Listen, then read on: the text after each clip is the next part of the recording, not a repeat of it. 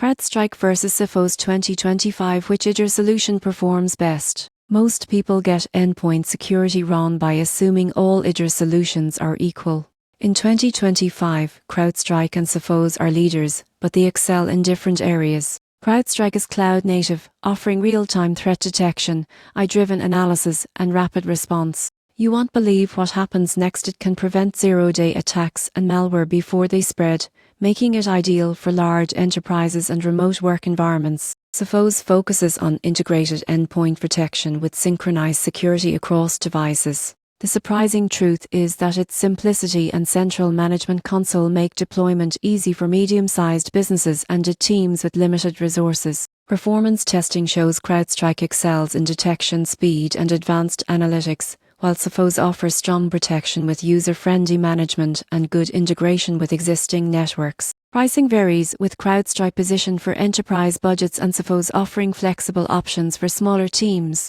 In conclusion, CrowdStrike in 2025 is best for organizations needing advanced AI-driven threat detection and enterprise-grade scalability. Sophos is ideal for companies seeking reliable, easy-to-manage endpoint protection with solid performance. Your choice should align with your company's size, security needs, and expertise.